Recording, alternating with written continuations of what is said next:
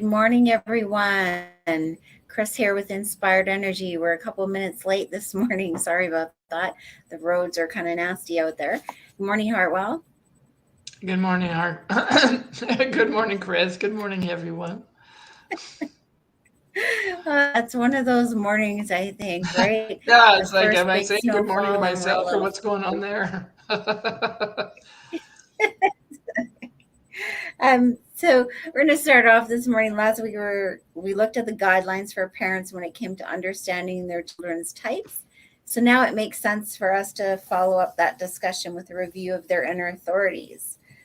For as we know, the basis of living in alignment with one's design comes down to strategy and inner authority. So before you have a discussion on inner authority, how would you say most people make their decisions?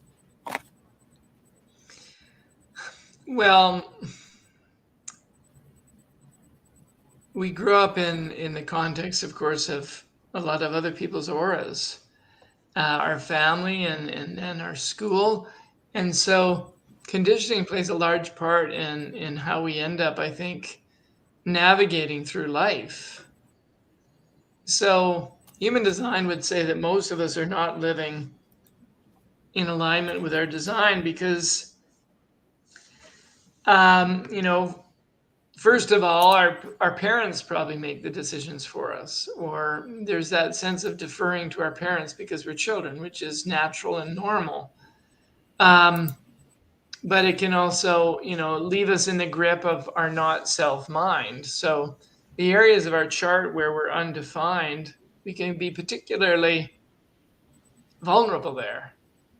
And then we start to develop patterns that are about our not self.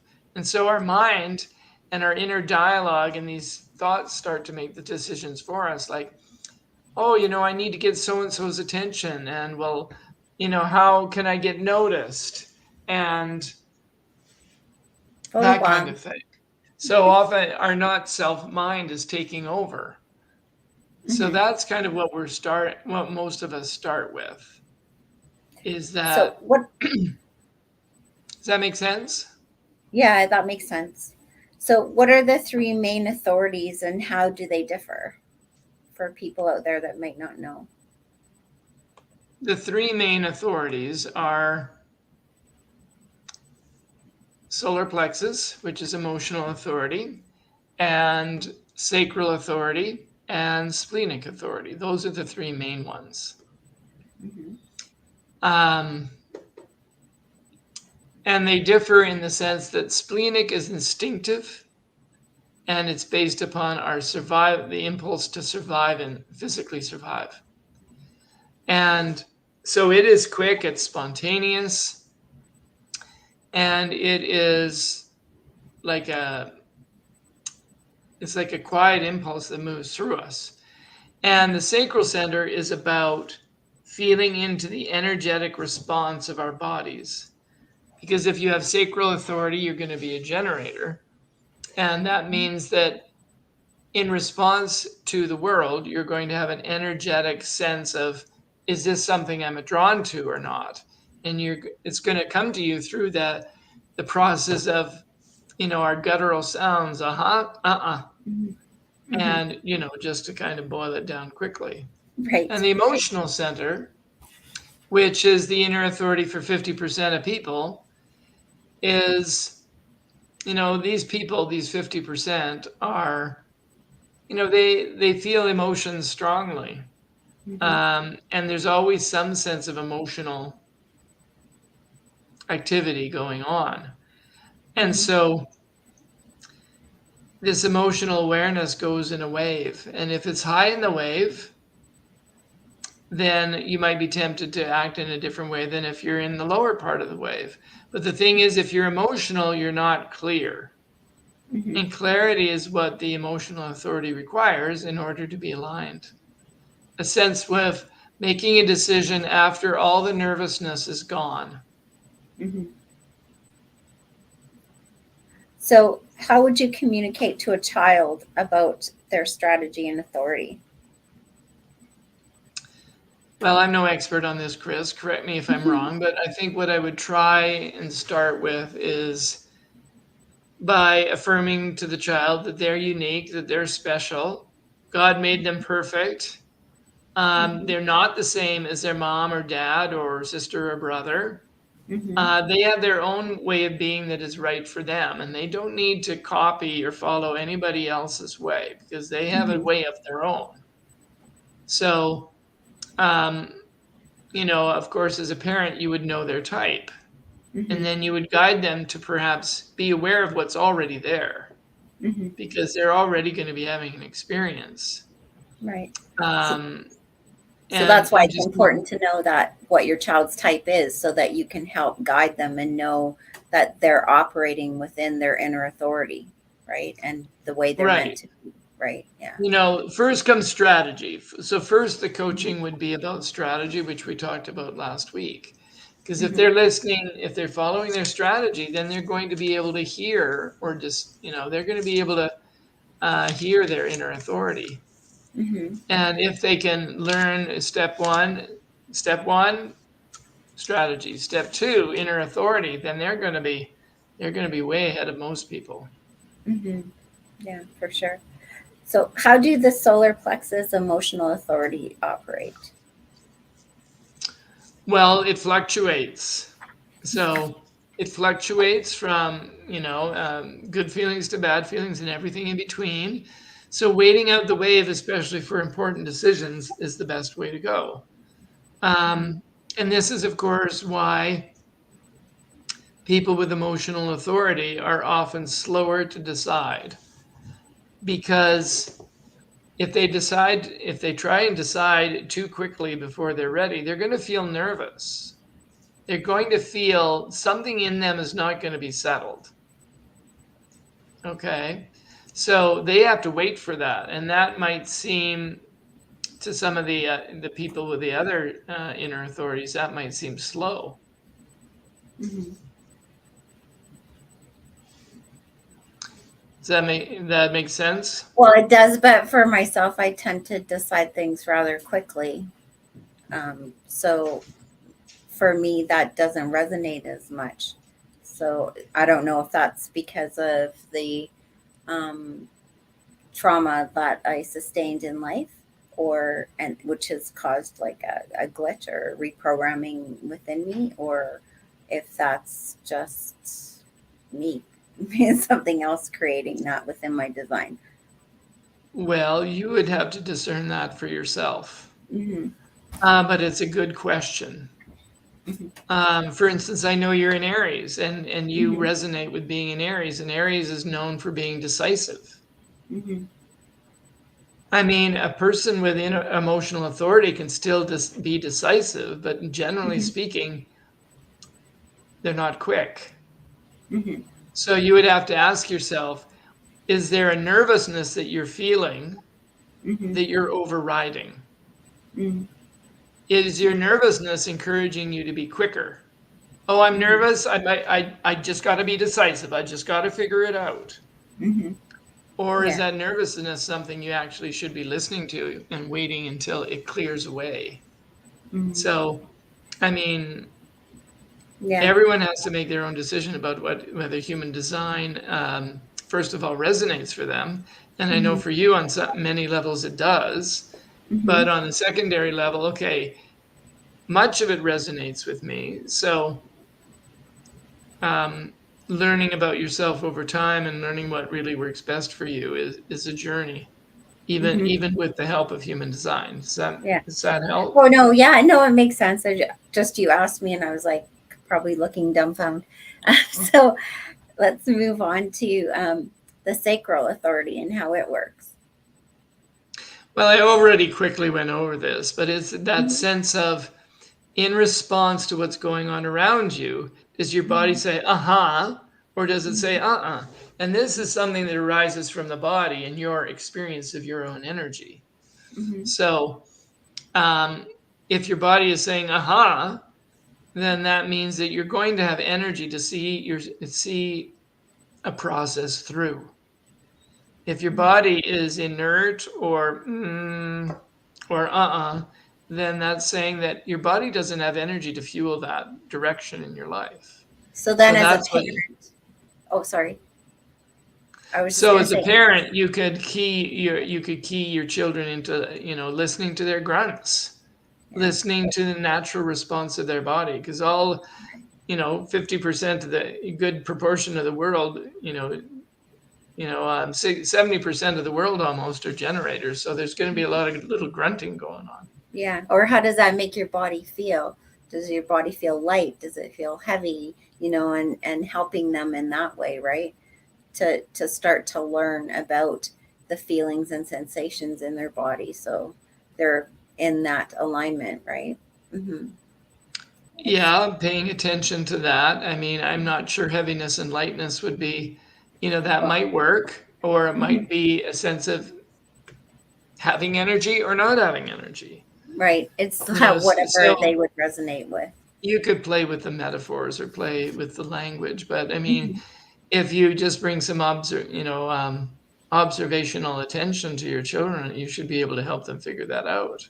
Yeah, and even before When they start talking, you can see by their behavior how they're behaving, in an energetic up or an energetic down. Like, you can feel that yourself as a parent. So Yeah, I mean, when kids are excited, it's pretty obvious. yeah, exactly. So how Hmm. does this? Oh, go ahead. Were you going to say something else about it? How does the splenic authority work? Well, it's very instinctive because it's related to physical survival. It keeps us healthy. It's very embedded in the present moment. So it's an intuitive impulse that occurs, moment by moment. It's Mm-hmm. like, trust your gut and act on it. That's kind of the thing. Mm-hmm. So, and splenic people are quick. Mm-hmm. That impulse, which happens in the moment, is fast and it's fairly quiet, Mm-hmm. but it's there. And so this is what children need to be, splenically defined. Mm-hmm. Kids with splenic authority, that's what they pay attention to. Mm-hmm. So how would you recognize that? How would you recognize a splenically defined child then? Well, first of all, you'd have your chart, but if you were just observing kids, you would know, some kids are funnier, quicker, and more impulsive than others. Mm-hmm. Those are probably the splenically defined kids, but Mm-hmm. then not every splenically defined kid has splenic inner authority, Mm-hmm. okay? Because some of the generator children are going to have splenic definition. Mm-hmm. So there's a quickness to them, a decisiveness, and an impulsiveness. Some Mm-hmm. often splenically defined people have a very quick sense of humor, where they might Mm-hmm. be very quick to respond. Right. And verbally they might be smartasses.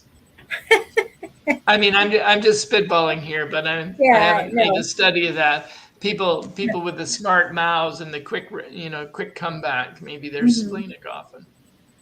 Yeah. So, what problems can arise in families when it comes to decision making? And what is it important for us to consider? Well, first of all, if you're a parent, what is your own decision making strategy? What is your own inner authority? And we all have the tendency to expect or somehow expect others to be similar to how we are.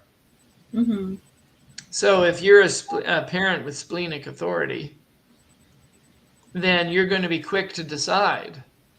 And if you have an emotionally defined child, you might be impatient with them. Mm-hmm. Why are you so slow? Figure it out. Mm-hmm. Don't be so indecisive. No, I These are remember taking messages. the kids to the movie thing, and one son could go over and pick a movie, and the other one be like, "I don't know," and he'd be wandering around there forever, and he would feel such pressure when he said, "Okay, well, we have to go, so you got to decide." Yeah. So Yes. yeah. And I mean, I had messages like that as a kid. Mm-hmm. Or the opposite can happen, which would be, parent that's emotionally defined who doesn't trust that they don't trust when their kid is fast to decide, Mm-hmm. right? And so they say, slow down for gosh sake, Mm-hmm. think about what you're doing.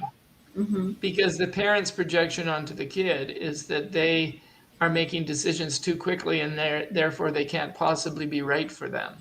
Right. So you Yeah. see how it can be so different? Mm-hmm. You Yeah. see how it could make you not trust your intuition and your instincts as a Yeah, being, right? i.e. When you're your own organism in this Yeah, case. exactly. When the parent is projecting that onto the child. Yeah, Yeah. and we all do it. Let's admit it. I would do it.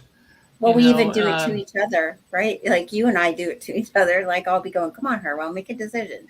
I need yeah. to know. Come on, let's go. And you're in your mode of operating, you don't do that, whereas I do, right? So, I can see that. Um, so I usually say, "Okay, well, tell me how long it's going to take you now," right? Like trying to find that middle ground, right?